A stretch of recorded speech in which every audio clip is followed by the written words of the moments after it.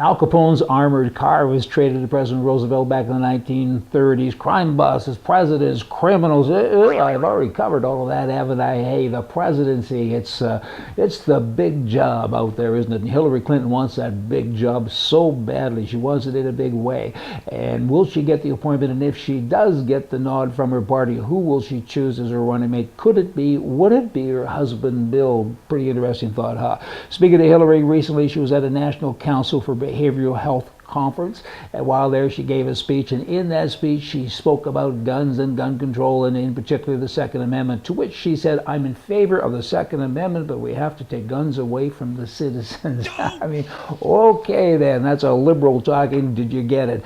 Liberals don't get it. Gun control, it's all about people controlling. Before they talk like that, because so many of them are doing it, it's because if you repeat something often enough, hopefully it will become a fact. And typically that does happen, but you know, they need to look at the numbers, because crime is down 49% over the past couple of years because the citizenry is allowed to protect themselves. It's no longer an easy job being a thief and a murderer and a mugger and so on. If you try to rape a woman at midnight in a parkade, maybe she'll shoot you, and your job has just become harder, you know, and it reflects in the numbers. And again, these are numbers that mainstream presses and politicians, they don't look at. Instead, they parade little blonde, blue-eyed girls in and say, this girl, had she been at Sandy Hook, would be dead, and all of those tragic things that kind of go into people's mindsets. And, you know, they're manipulating. That's what they're doing. A good friend of mine, her name is Linda. She lives in Kelowna, British Columbia. She's on a creek, Mission Creek is the name of it. She was outside here recently, and she looked out. There's a hotel right across from her, and there was a nude man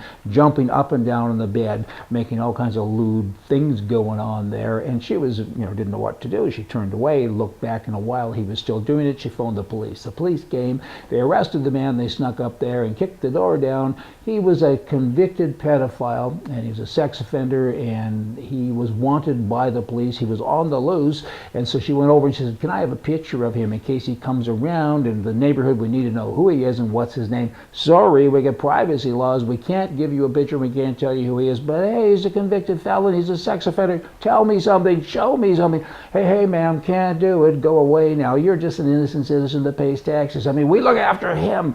We don't look after you. How bad is that? How about real bad? Son of a gun, banks they're kind of bad too sometimes. But here's a recent advertising piece that I picked up at a bank while in the lobby. Grow something good in your own backyard. Now, is that mixed up advertising or not? It kind of looks like marijuana. Borrow money from us and go grow pot. When in fact what they really mean is your money will grow. You can borrow from us also, and you can plant a garden because you can build a fence and do all the things you do. Oh, banks, they're just a bunch of dopes. Hey, I'll come back tomorrow. We're going to have more for you from the right. See ya.